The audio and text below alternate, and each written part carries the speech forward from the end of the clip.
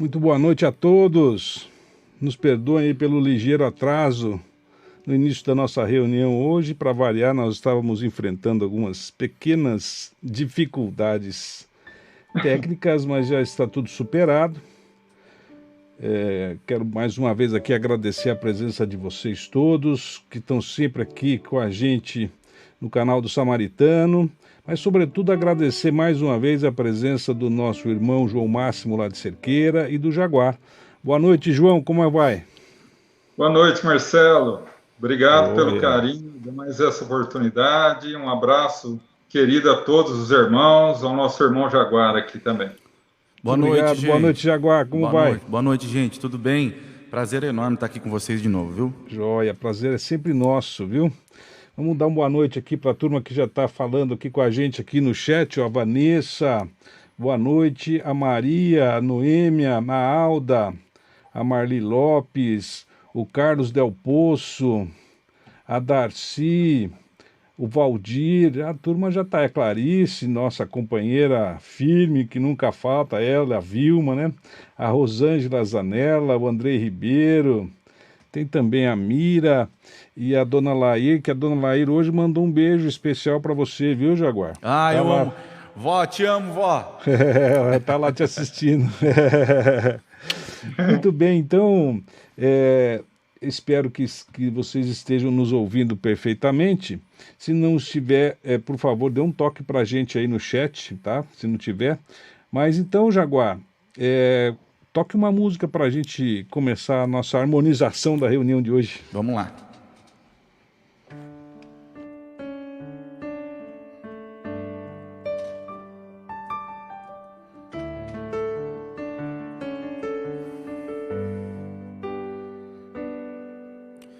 Meu Senhor, como o rio ao mar se entrega, sou um barco que navega em teu mar. Por isso, meu Senhor, sou um ninho que espera pelo pássaro que um dia irá voltar.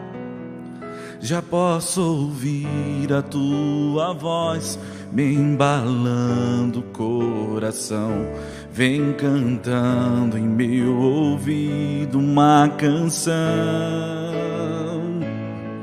Está no sol que me aquece, está na brisa do verão, está na chuva que umedece o meu coração. Está nas nuvens que se formam e enfeitam todo o céu, na beleza do luar em minha cantar, que em breve irá voltar, que irá voltar. Meu Senhor, como o rio ao mar se entrega, sou o barco que navega em teu mar. Por isso, meu Senhor, sou um ninho que espera pelo pássaro que um dia irá voltar. Já posso ouvir a tua voz me embalando o coração. Vem cantando em meu ouvido uma canção. Está na mãe que o filho espera, está na flor que se revela, no carinho escondido em meu coração. Está nas nuvens que se formam e enfeitam todo o céu, na beleza do luar em minha cantar, que em breve irá voltar, irá voltar, que irá voltar.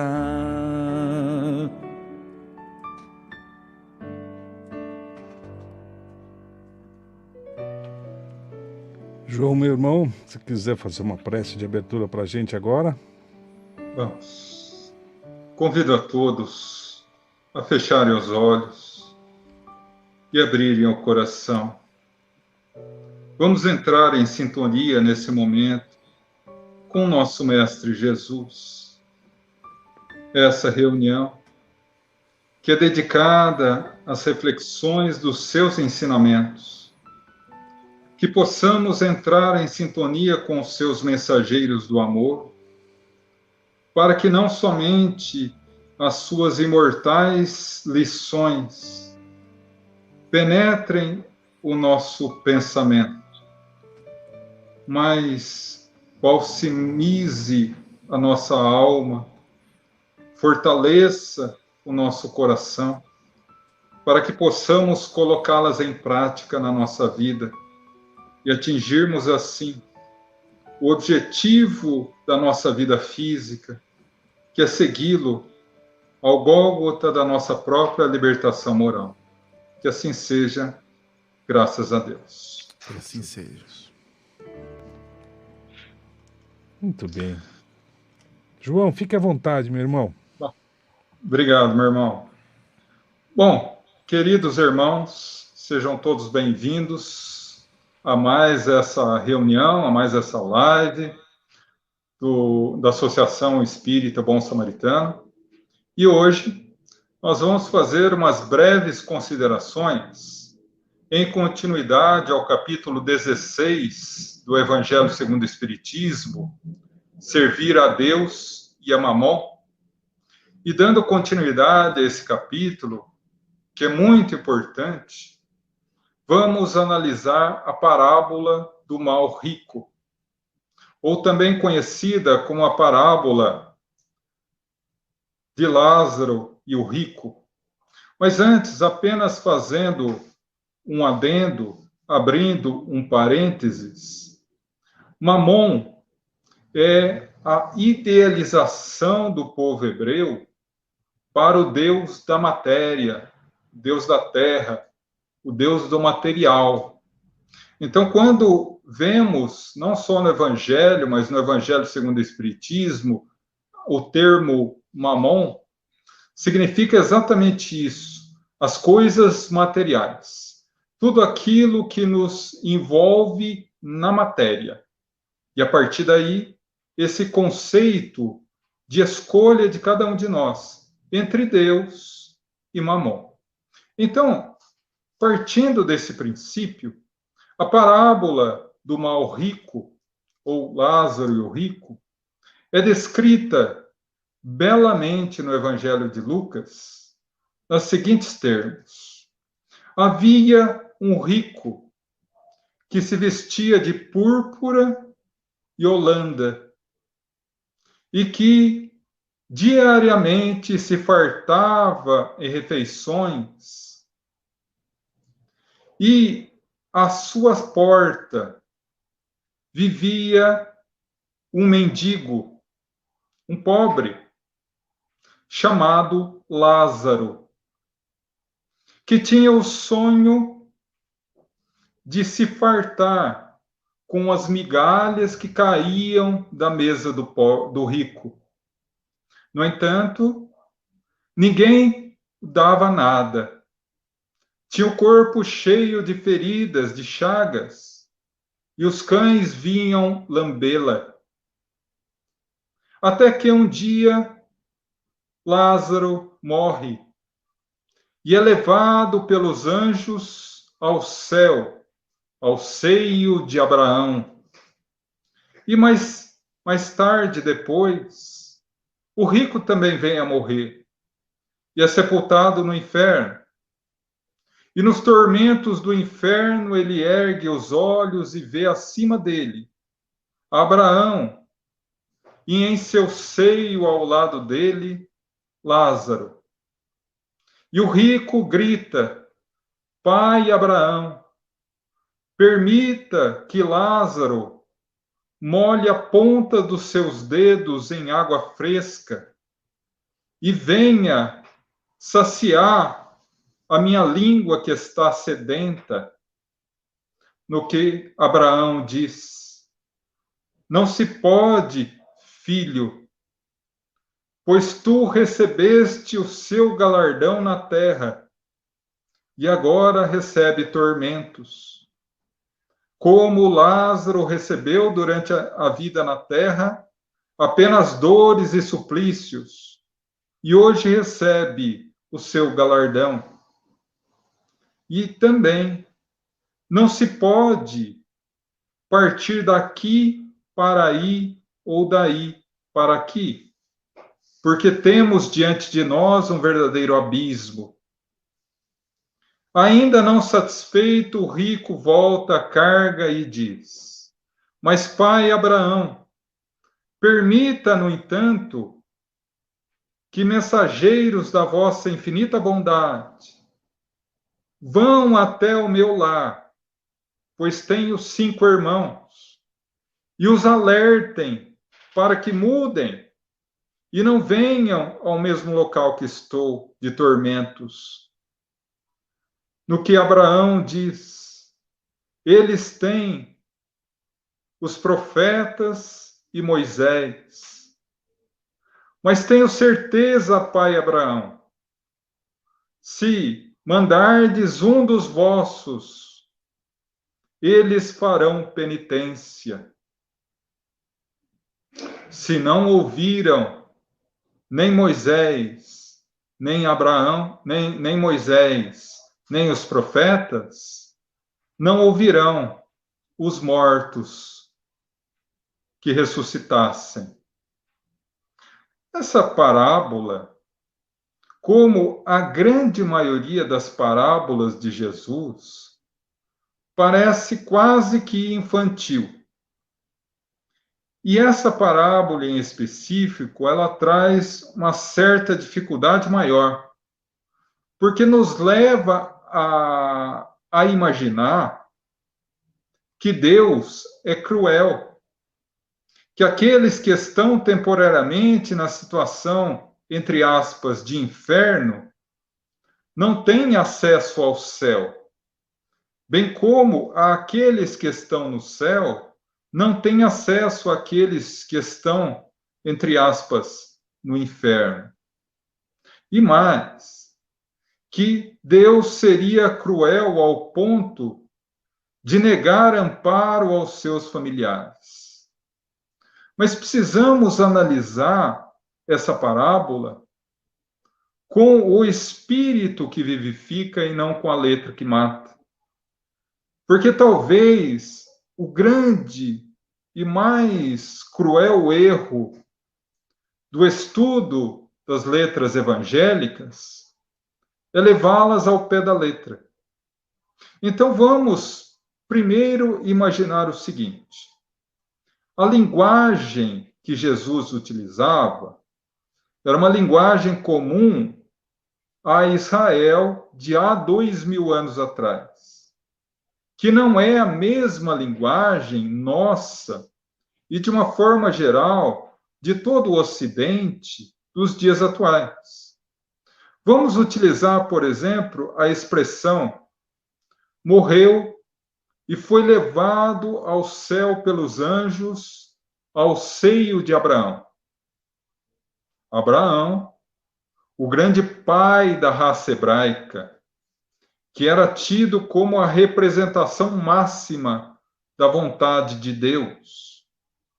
Que, em realidade, essa frase se resume a dizer que Lázaro desencarnou e ascendeu às regiões luminosas do mundo espiritual, estando em perfeita sintonia com Deus.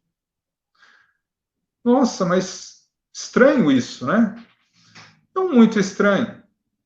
Porque no livro, nós percebemos isso muito, no livro Paulo e Estevão.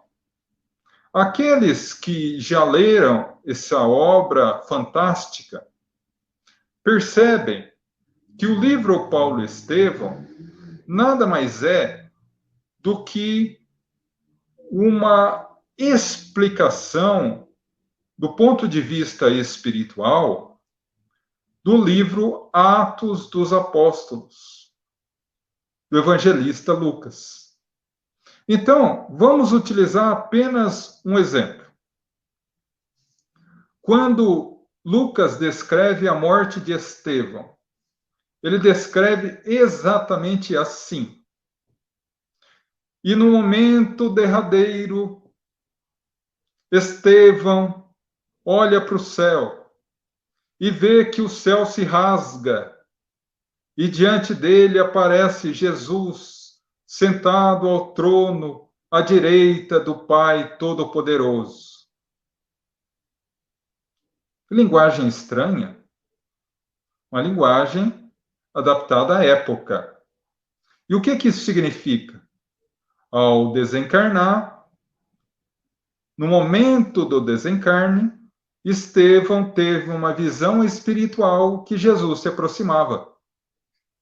Então, quando nós vemos essa parábola, e aí a gente vai analisar todos os pontos dela, a gente precisa ter em mente esse conceito, que senão ficamos demais presos naquilo que está dito e perdemos o conteúdo. Então, vamos lá. O rico tinha uma vida de facilidades, de fortuna, de dons.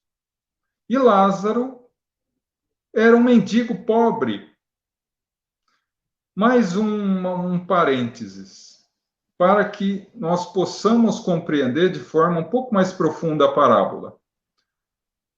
Todos os nomes têm um significado que é próprio da sua região. Lázaro tem um significado próprio na região da Palestina, que é aquele que é auxiliado, aquele que é ajudado por Deus. Então, não é por outro motivo que Jesus usa o nome Lázaro ao pobre da parábola, porque é aquele que foi ajudado por Deus. Mas vamos guardar um pouco essa informação. O que sonhava Lázaro? Sonhava ser chamado ao palacete do rico e fartar-se com ele na mesa no seu banquete? Não. O sonho dele era saciar a sua fome com as migalhas que caíam da mesa do rico. Então, esse é o primeiro ponto. Porque essa passagem, essa parábola, ela nos dá um aviso importante. Dá-nos um aviso sobre as riquezas do mundo físico e as riquezas no mundo espiritual. E a nossa responsabilidade com aquilo que adquirimos. Porque, infelizmente, quando se fala em riquezas no mundo físico, na grande maioria, as pessoas interpretam como condição financeira, dinheiro.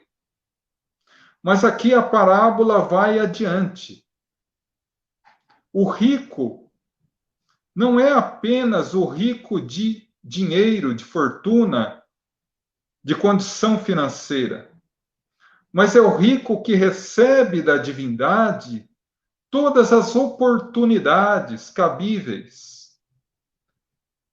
Saúde, dinheiro, naturalmente, harmonia no lar, lucidez mental, conhecimento, inteligência, paciência e tantas outras aquisições que Deus nos concede diariamente. E Lázaro, aquele que é ajudado por Deus, aquele que é beneficiado por Deus, sonhava apenas com as migalhas que caem da mesa do rico. Qual é o significado profundo disso? Que ao encarnarmos na Terra, Deus nos concede riquezas incalculáveis. A riqueza da saúde, a riqueza da inteligência, a riqueza da lucidez, a riqueza das facilidades materiais, e que muitas vezes, para alcançarmos a glória do seio de Abraão, ou seja, as condições favoráveis no mundo espiritual, Deus não nos exige demais. Não nos exige, por exemplo, que abandonemos tudo de material e sigamos o seu evangelho de amor à risca, como fez Francisco de Assis. Mas que distribuamos as migalhas das nossas riquezas aos Lázaros que nos procuram diariamente. A migalha de um sorriso, a migalha de uma conversa amiga, a migalha de um conselho, a migalha de compartilhar o conhecimento sobre qualquer área que seja com a pessoa que não tenha, a migalha da prática da generosidade para com aqueles que necessitam. É exatamente isso que a parábola fala. O compartilhar. O aviso claro de que deveremos seguir nas estradas da vida compartilhando e se compadecendo dos Lázaros do caminho. Porque talvez o grande alerta dessa parábola seja para que nós não entremos nos labirintos tortuosos da indiferença. A indiferença mata a alma. Emmanuel chega a dizer em um dos seus livros que a indiferença petrifica o coração. É ficar indiferente ao sofrimento do outro. Ver o sofrimento e não sentir nada. E aí, mais uma vez, nos recordamos de Jesus. Em todo o seu evangelho de amor, e isso cabe a nós estudarmos um pouco mais. Aqueles que estão afeitos à leitura constante do evangelho percebem que em várias ocasiões, Jesus declara assim. Jesus viu e logo após ver, compadeceu-se. Jesus viu o cego Bartimeu e compadeceu-se. Jesus viu Lázaro e compadeceu-se. Jesus viu Natanael ben Elias, o paralítico que lhe foi descido pelo telhado, e compadeceu-se. Jesus viu os 10 leprosos de Betânia e compadeceu-se. Então, nós somos alertados nessa parábola a isso, a não petrificarmos o nosso coração com indiferença. Olhar o sofrimento do mundo e deixar o nosso coração se enternecer, se compadecer, se entregar à compaixão, ao amor pelo próximo. Porque não nos enganemos, meus irmãos. Todos nós podemos fazer um fiapo de amor. Àquele que passa fome, a migalha de um prato de comida é um banquete. Aquele que passa frio, um trapo, uma roupa usada de lã, um casaco usado, é para ele tão equivalente como uma roupa da Gucci ou da Calvin Klein. Para aquele que caminha pelas estradas da terra com os olhos da ignorância intelectual, aquele que aponta o caminho da lucidez intelectual, é como um imenso farol. E o que cabe a nós? O que nos custa isso? Migalhas. Apenas não permitir que o coração seja petrificado pela indiferença. Mas ele consegue, e ele prossegue.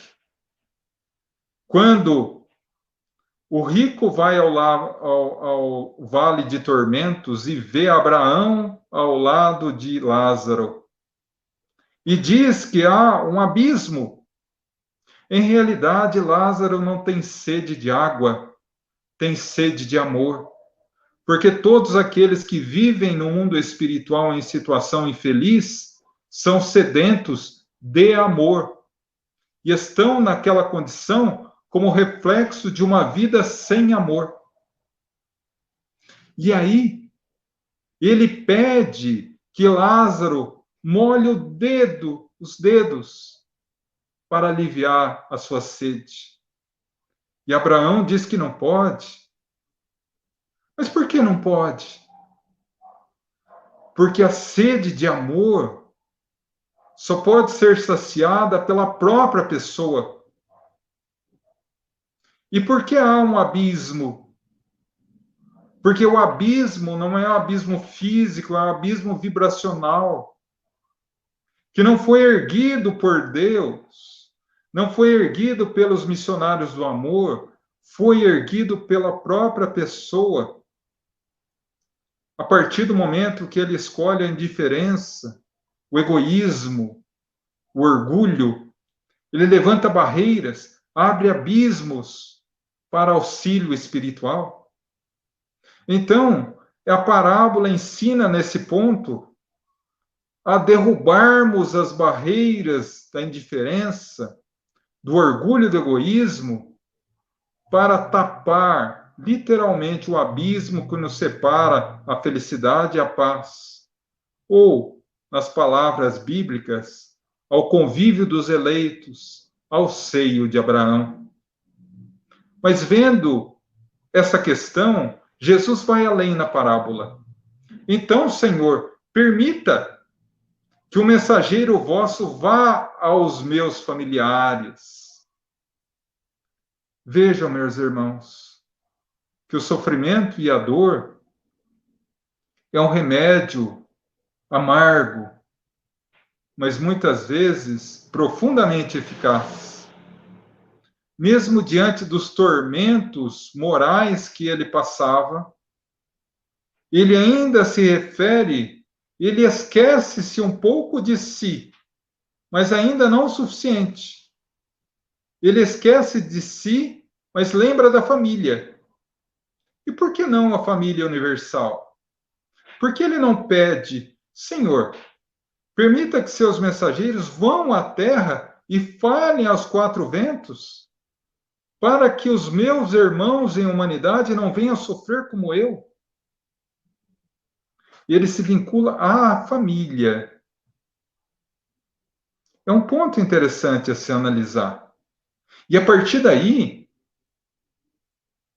Abraão, na figura simbólica de Deus, responde a ele: eles têm os profetas e Moisés, a lei divina, que àquela época chegava através da lei mosaica, que foi desenvolvida por Jesus e iluminada pela doutrina espírita, e não ouviam. Porque ouviriam mortos a ressuscitarem? Não ouvem. Porque, como diz o ditado, o pior cego é aquele que não quer ver. Porque nós, infelizmente, ainda nos enclausuramos nos castelos de marfim da nossa indiferença moral. Achamos que fazemos tudo de bom, porque não fazemos o mal, esquecendo da mensagem maravilhosa do Espírito de Verdade, quando Kardec pergunta: é necessário ao homem, para alcançar o reino dos céus, apenas não fazer o mal? Não. Ele também será responsável pelo mal que advir do bem que não fez. Então, a prática da caridade e do amor. Ou, em outras palavras, Chico Xavier certa vez nos disse: Deus não nos pede coisas impossíveis, não nos pede que escalemos o Everest, apenas que nos amemos uns aos outros, como Ele nos amou. Então, comecemos a dar as migalhas das nossas riquezas pessoais. Ninguém é pobre o suficiente de aquisições que não possa dar nada a ninguém. Ninguém é rico o suficiente que em algum momento da sua vida não precise do auxílio de alguém. Então, em linhas gerais, é isso que a parábola fala. Mas aí ele adentra o ensino, Kardec, mostrando mais uma vez a sua luminosa sabedoria, quando no capítulo 16, logo após a parábola do mal rico, ele fala sobre a parábola dos talentos, amplificando o conceito dado às riquezas de talentos e de facilidades materiais dada no mal rico. Quando diz que um senhor fez uma grande viagem e chamou 3 servos, dando a um 5 talentos, a outro 2 e a outro 1, conforme as suas condições. Aquele que recebeu 5 talentos, trabalhou os 5 e ganhou mais 5, ficando com 10. O segundo também. Trabalhou os 2 talentos, ficou com 4. E aquele que recebeu 1, guardou o talento, com medo do Senhor. Quando o Senhor volta, o de 5 talentos, eis aqui, Senhor, 10 talentos que eu trabalhei. Bom e fiel servo. Foste fiel no pouco, serás fiel no muito. Dar-te-ei a administração dos meus bens. O servo que recebeu 2, aqui está mais 2, Senhor. Bom e fiel servo. Foste fiel no pouco, serás fiel no muito. Mas aquele que recebeu 1, Senhor, sei que tu semeias onde não colheste, ou seja, que ele é ríspido, que ele é cruel, visão do servo. Pois então escondi o seu talento, aqui está, mau e preguiçoso servo. Sai daqui, dá o talento àquele que tem 10. Porque aquele que não tem, até o que imagina ter será tirado, mas aquele que tem abundância será acrescentado. E ele é jogado nas trevas exteriores, onde há ranger de dentes e trevas e dores. E aí a gente imagina, mais uma vez a parábola vem nos mostrar quase um ar infantil. Mas ela realça os talentos que recebemos na vida.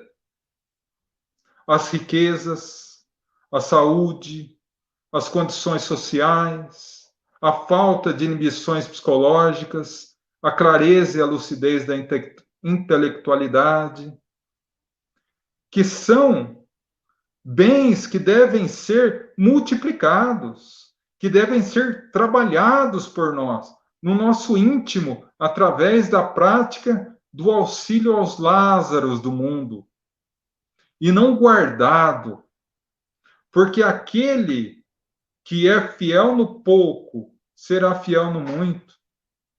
Como nós queremos alcançar a paz celestial da fraternidade entre todos os povos da humanidade, o muito, se nós não conseguimos ser fiel no pouco, conseguindo a fraternidade, o talento da fraternidade, do amor ao próximo, dentro do seio do nosso lar, com 3, 5, 6, 7 pessoas.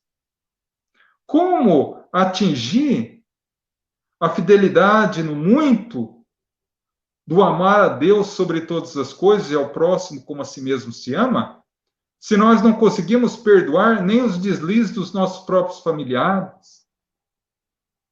Então, a partir daí, a parábola dos talentos nos mostra exatamente isso. Que cada qual recebe conforme o seu trabalho. Aquele que imagina, ou aquele que tem pouco de valores morais, até o que ele imagina ter, ou seja, bens materiais, lhe será tirado. Porque tudo na terra é empréstimo. Desde o embrião que gera o corpo físico, até o caixão em que somos enterrados o corpo, tudo é empréstimo. Não levamos um botão.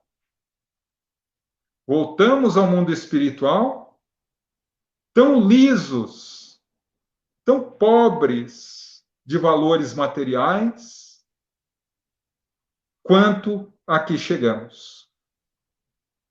Por isso que Jesus nos fala: bem-aventurados os pobres de coração.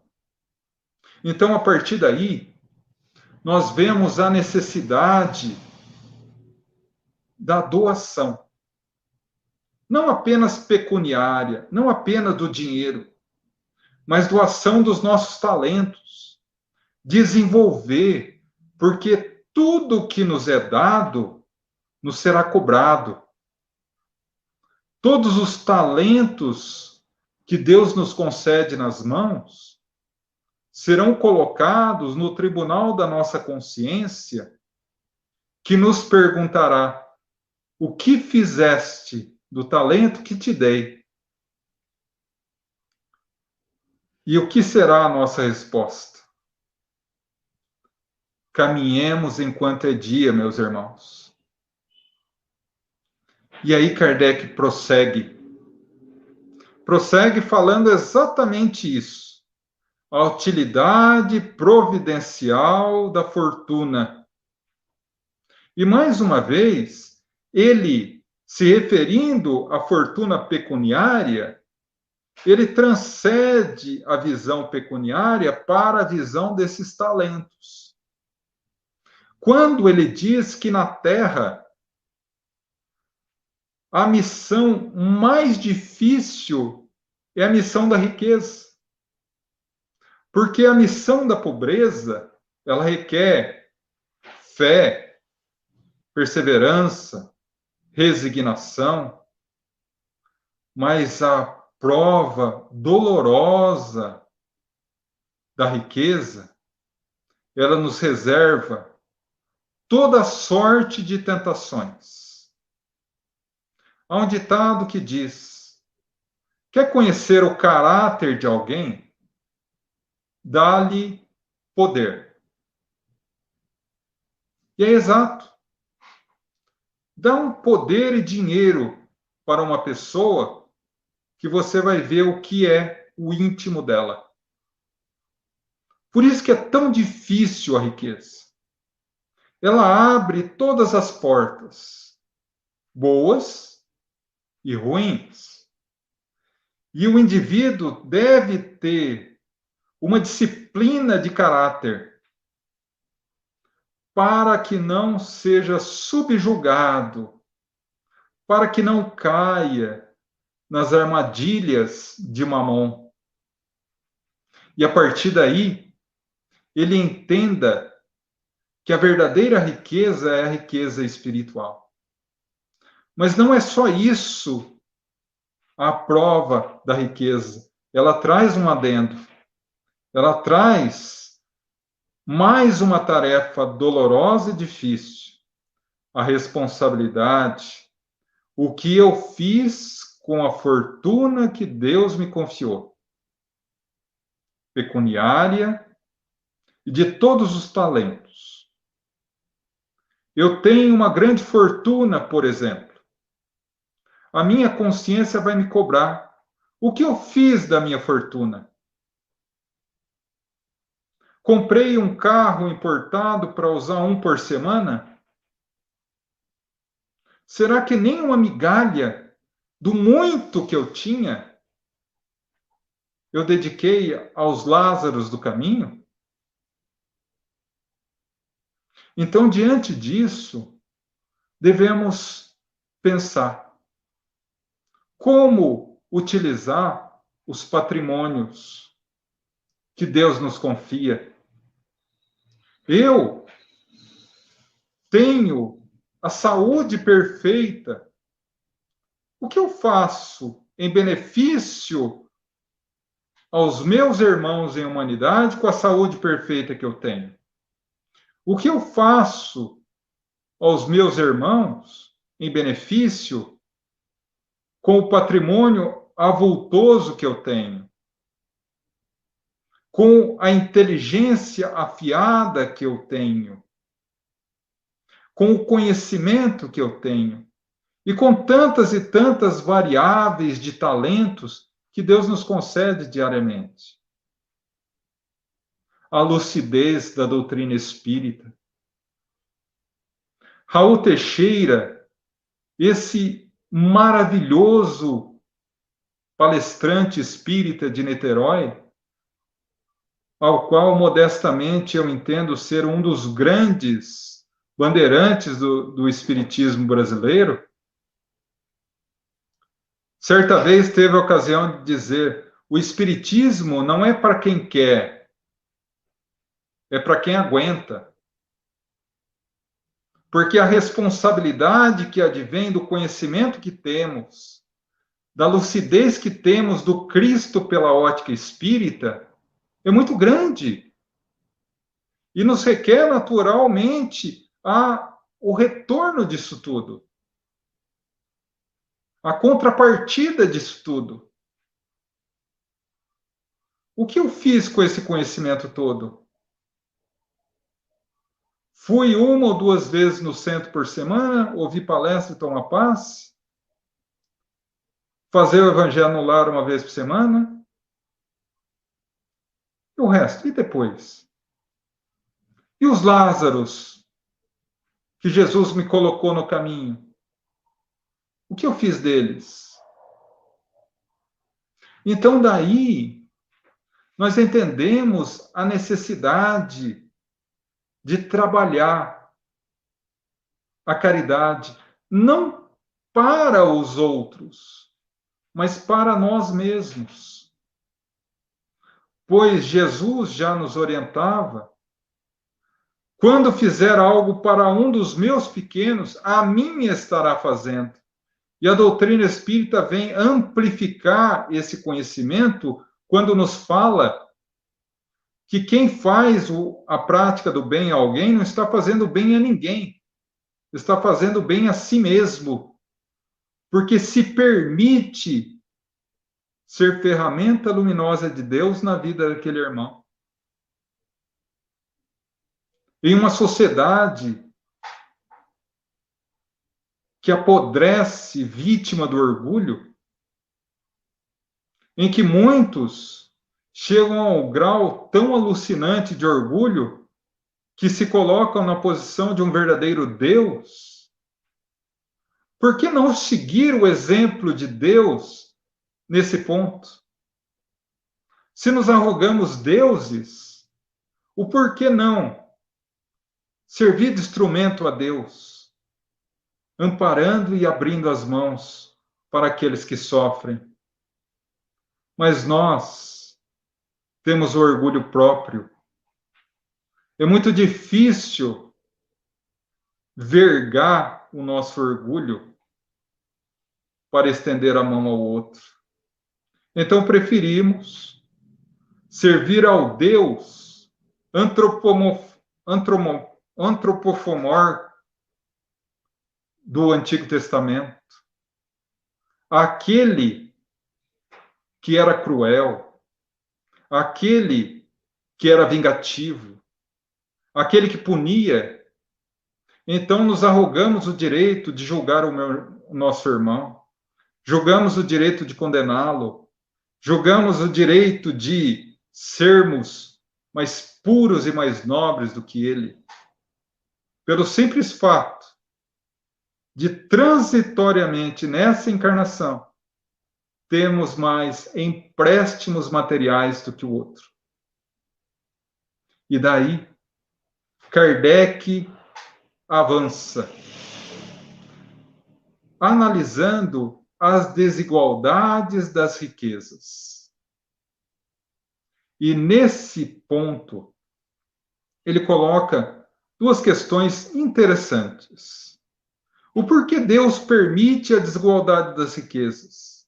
Por que Deus não permite que todos sejamos ricos? Porque nem todos os espíritos estão no mesmo grau evolutivo, de inteligência, de dedicação, de vontade do trabalho. Porque, prossegue Kardec, se eventualmente Deus permitisse que toda a humanidade tivesse o mesmo valor, em prazo muito pequeno, ele teria visto na humanidade um desajuste dessa linha igual. Porque uns perderiam aquilo que têm e outros mobilizariam frutos, como na parábola dos talentos. Então é impossível que todos sejamos iguais em matéria de recursos pecuniários, de patrimônio, porque nem todos têm a mesma facilidade, o mesmo desempenho, a mesma dedicação na administração ou facilidade nisso. E, por outro lado, a riqueza e a pobreza têm os seus objetivos. Ou seja, garimpar no coração humano virtudes. A pobreza, a perseverança, a fé, a resignação. E a riqueza, uma alta dose de disciplina, uma alta dose de amor ao próximo, uma alta dose de piedade, de compaixão. Talvez seja a pior das provas para que possamos vencer definitivamente a indiferença. Quebrar as pedras que envolvem o nosso coração para voltar a sentir. E a partir daí, as desigualdades das riquezas materiais se refletem na necessidade própria de cada um. Porque riqueza não é um patrimônio dos encarnados. Deus dispõe da riqueza dos homens a sua sabedoria, a sua vontade. Grandes impérios que imaginávamos que jamais cairiam, se tornaram pó. E pessoas que eram trabalhadores pobres e se tornaram ricos. Então, dessa forma, a prova da riqueza e da pobreza, vem nos alertar para essa questão principal na nossa caminhada evolutiva. Deveremos e só poderemos avançar no caminho quando quebrarmos as pedras da indiferença que estão envolvendo o nosso coração, olharmos o nosso próximo, olharmos os Lázaros que atravessam o nosso caminho, nos compadecermos e estendermos a mão. Como disse inicialmente, não nos pede que sejamos baluartes da caridade. Pequenos gestos. Alguém que nos feche no trânsito, ao invés de xingar, ao invés de maldizer, que eu possa ter a lucidez de dizer: vai em paz, meu irmão, que Deus o abençoe. Quando chegamos em casa cansados, e a esposa muitas vezes nos dá uma frase atravessada, a serenidade de responder com um sorriso. Ou o marido, quando dá uma frase mais grosseira à esposa, que ela possa ter o bálsamo luminoso caindo no seu coração e na sua mente, para que ela possa responder com carinho. Isso é fraternidade. Isso é verdadeira caridade. Não foi por outro motivo que Jesus nos fala: aquele que te bater numa face, ofereça outra. Porque ele sabe que o verdadeiro tesouro, a verdadeira riqueza é a moral. E não se atinge a riqueza moral se não alcançarmos a compaixão, que é a virtude contrária à indiferença. Compadecer-se, para que Deus compadeça-se das nossas imensas fraquezas e dificuldades que ainda nos impede de entrar no seio de Abraão, como diz a passagem evangélica, ou alcançarmos a felicidade da plenitude e da imortalidade, a que todos nós estamos destinados.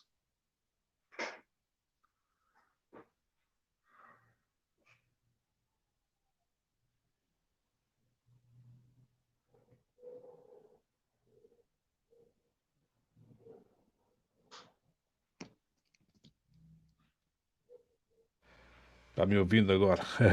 Tava no mudo Sim, aqui. sim. O pessoal tá fazendo comentários aqui, João, olha só. Catarina, serão necessárias ainda muitas encarnações para a compreensão dos nossos talentos. E então, da parábola de Jesus. É isso aí. Com certeza. A Juliana Rios também fez algum comentário aqui, ó. Daqui nada material levaremos, assim nossas boas e más ações. Exato. Infelizmente a gente comete as más ações também, né, João? Infelizmente, né? Carregamos tudo. Carregamos tudo, exatamente. E a nossa bagagem é o que vai na nossa mochila. E aí é Clarice, gratidão, Deus amado, por termos teto para nos abrigar, alimento e principalmente saúde. É isso aí. Jaguar, vamos fazer então mais uma musiquinha antes de encerrarmos com uma prece. Que tal? Deixa eu abrir o som para você aí, Jaguar, senão eu não te ouço nem ninguém. Aí. Vamos lá? Vai lá. Aquela uma que nós combinamos. Tá lá? Deixa eu pegar a letra aqui. Então vai.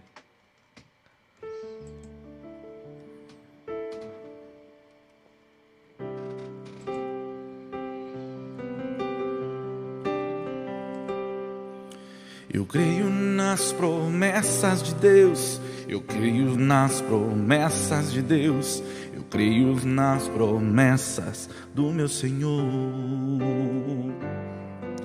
Eu creio nas promessas de Deus, eu creio nas promessas de Deus, eu creio nas promessas do meu Senhor.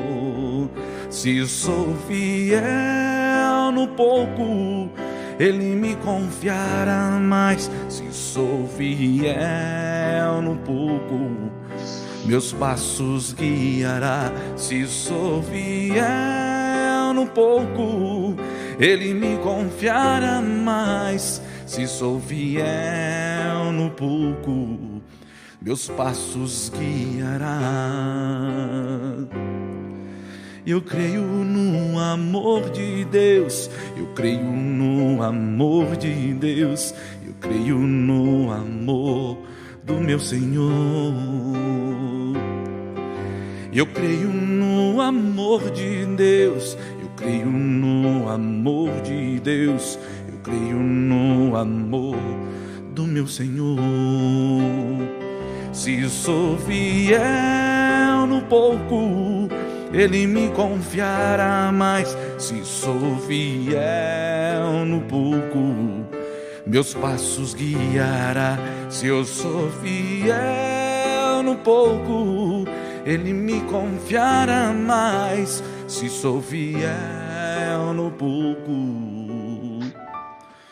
meus passos guiará.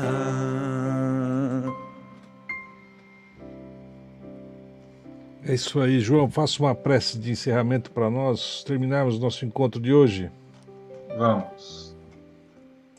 Mais uma vez convidamos os nossos irmãos a elevar o nosso pensamento em agradecimento, em gratidão, por esses momentos de contato que estivemos com a espiritualidade superior, com nosso Mestre Jesus, que nos afirmou: aonde estiverem 2 ou mais pessoas em meu nome, ali estaria.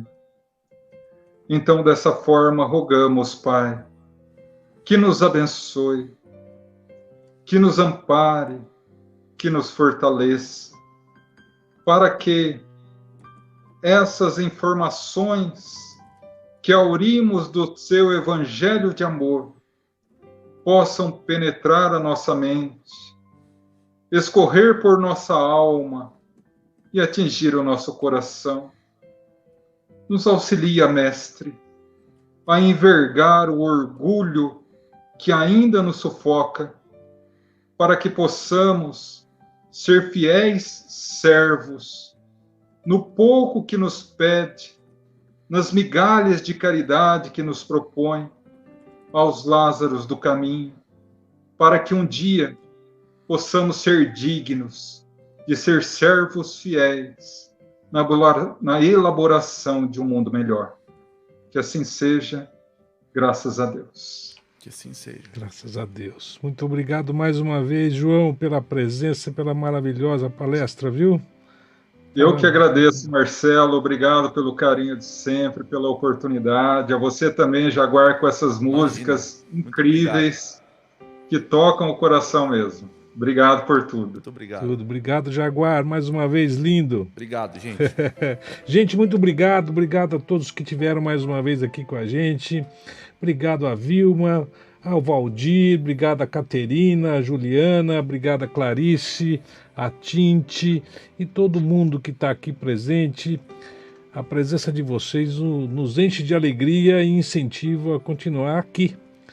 Toda segunda-feira, pelo menos, comigo, com o Jaguar, o João e outros companheiros que nos acompanham aqui. Que todos tenhamos uma ótima noite, uma semana cheia de paz e felicidade. Que assim seja. Que assim seja. Que assim seja. Um abraço, gente. Fiquem com Deus. Um abraço. Fiquem com Deus, meus irmãos.